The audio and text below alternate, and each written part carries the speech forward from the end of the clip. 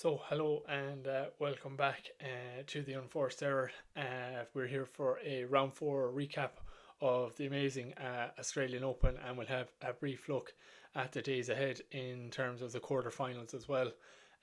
We'll take the men's first, then we'll do the women's, and have a brief kind of look at the main talking points and try and cover all the little bits in between.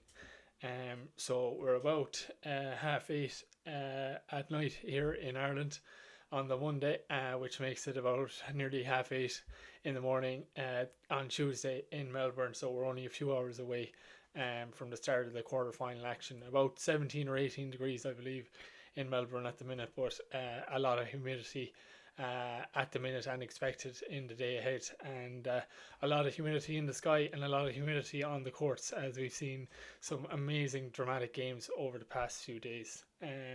So we start off Ben Shelton, who we've talked about before, the young American athlete who's played a lot of college tennis, beat JJ Wolf in a 5-set thriller.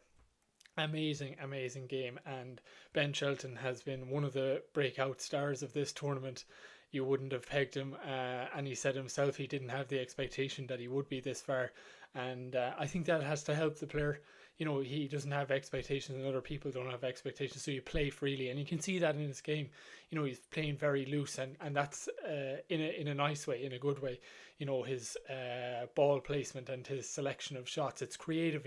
He's a lovely player to watch, and sets up an All-American quarter final against Tommy Paul, who beat Agut, who we saw as great a player he is, getting past Murray. So Paul showed great movement, and so that's going to be a very interesting game against two Americans in the quarterfinals. So really looking forward to that. In another 5-set thriller, Rublev beat Holger Rune in another epic final, and similar to the Tommy Paul game, funnily enough, the last point was set after the ball hit the net, so both players got a bit of luck at the final moments. So we as great as Rublev was, and he's going to face a very tough quarter final now. Rune, we best not forget about this guy Rune. He's going to do great things, and I don't think, for aside from Alcaraz last year, we would have heard about his rise into the higher ranks a lot more if Alcaraz wasn't around. So another youngster who's really impressed, got a great all-around game, and Rublev used all his experience to get past him and played some really great tennis as well. So he faces Novak, unfortunately. But you know, the confidence is high, although his game probably would have taken that bit longer out of him than he would have liked. But he's been in these situations before. You know, he's not a stranger to the second week in Grand Slams. And Novak beat the Australian de Minaur relatively easy, and there seemed to be no trouble with the hamstring this time around. He couldn't have asked for a better kind of fourth round in terms of time on the court and for his injury. So his favoritism is only growing, you know, or his the chances of him winning are probably higher now even. But Rublev will give him a game. You have to expect that he won't roll over easy. And after, sometimes, you know, you can be tired after these 5-setters, but sometimes when you come out on top, especially it was a final set tiebreak, you know, that can give you that bit of confidence, and you know, mentally that has to give you a huge boost. So really excited to see what happens there. In another 5-setter, Sebastian Korda beat Hubert Hurkacz, and we talked about Korda finding big wins in the lead up to this, and how far is he going to go, and he's kept it going, you know, after beating Daniil Medvedev. You know, so many players who beat bigger guys, or guys that are not supposed to, often in different sports, often lose the next round because it's taken that much out of them. But Korda's the real deal. We know that. And he showed that it certainly was far from a fluke. Now, not that anyone was mentioning it was a fluke, but he's backed it up, which is great for him. And he'll play Kachanov, who beat Nishioka on straight sets. Again, had a lot less time on the court. So it depends how Korda's body is feeling. But as I said, similar to Rublev, that he's got mental momentum as well, so that has to be a factor as well. So that's another great quarter final to look forward to. Stefanos Tsitsipas won another great game against Sinner, and this was another thriller that came right down to the wire, and both players played exceptionally well. But Tsitsipas had a great rhythm to his game. He had a one-handed backhand a couple of times as well, and it just shows the confidence and his strength.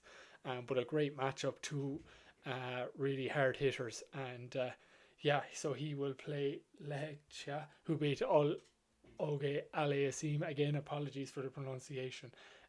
So that sets up another great quarter final as well. So really looking forward to those four quarter finals. A lot of great tennis. Most games came down to the wire, and others were done in straight sets. So that's tennis. And so moving on to the women's, Jessica Pegula Krejcikova was very steady. Probably didn't expect her to win in the same fashion that she did, but she did, and moves on to the quarterfinals against Victoria Azarenka, who beat Zhu, and in a great game as well. Zhu came off the great win from Maria Sakkari and was playing with a lot of momentum, but Azarenka deserves a lot of credit. There's a lot of love for her on the tour, and should be kind of held on a high pedestal. The consistency she has shown for years and years and years. She always shows up at Grand Slams, always puts on a game. Not always wins, although she has won before. An absolute stalwart of a woman, and is set up a great quarterfinal against Jessica Pegula. But you love watching her play. She's done so much for the game, and as cool as you like in the press conference with shades and a Paris Saint-Germain t-shirt on. So she's not taking herself too seriously, and seems to be enjoying the ride and playing at such a high level, and has to be applauded. Karolina Pliskova beat Zhang and is going for another deep run in the Grand Slam, which she's no stranger to. And again, speaking and playing with a lot of confidence. So watch out for her. She's very good on clay as well. So she's used to these tough type courts where you got to hit it hard. And she's a lot of experience in the second week of a Slam that may come into play here. Because a lot of the other players, whilst being seeded, are a little bit older, haven't maybe as much experience. So she'll play Lynette, who beat Garcia in a bit of a surprise. Her ball control was amazing, and she had a great return of serve. Garcia will probably be a bit disappointed, but she was beaten by a great player, and another of these players that have flown under the radar, but have produced great tennis at key points in games. And we've talked about Garcia, when she's playing Leylah Fernandez, probably not stealing the game, but it really didn't feel like she had momentum, and she fell away here. But Garcia will be back, and will probably, if it's like last, she'll grow into the season, and we will see a lot of her again. She's a great player, so we wish her well. Donna Vekic beat Fruhova and sets up a game with Sabalenka, who beat Bencic a lot easier than I thought she would. She's, again, a new calmness about her, but if a lot of us would have stayed up to watch this game, and it was over quite quick. But the quality Sabalenka is playing with is quite scary, and you'd be, she's been in these type of situations in tournaments before, but there's a different feel to it now. And as again with certain people who will mention in a game or two's time out, the draw is wide open, and she has to she's on a roll, and she has to favour herself in most situations, you would imagine. But that'll be a great quarter final as well. Yelena Ostapenko beat Coco Gauff and beat her well. Another former champion who had a great spell a couple of years ago, probably fell off, but again probably was the less profile candidate in this situation, but came through. And who she will play, Rybakina in the final quarter final, who beat Iga Swiatek in more than a shock, a huge upset. The nailed down favourite, but on the outside you see, oh, Iga Swiatek lost in the fourth round to a player seated outside the top 22. As we've said, Rybakina won Wimbledon last year, is seeded much higher in reality than it looks like. And this is a great game. This is a big game, a tight game on paper as well. It's an upset in some ways, but it was always going to be close, really, in some ways too. Iga talked about the pressure of being number one, and a reminder to us all, like everyone wants to be number one, and a lot of players chase it, and that's all they do. But what do you do when you get there? Then you become the chased. And we're talking about the flip side of Ben Shelton, who's playing with freedom, no expectations on himself, and no people don't have expectations outside of him, and how much that can free you up. But that can have the opposite effect. And Iga Swiatek is a great Grand Slam champion, but she's only 21.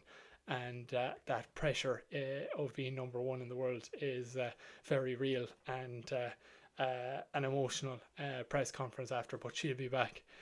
She won't be long back, because the clay is the next Grand Slam, so we're definitely guaranteed to see her feature strongly in that one too. But Rybakina is playing with a lot of momentum now as well, and will probably fancy her chance. It was already wide open, but it's certainly been blown open that bit more now.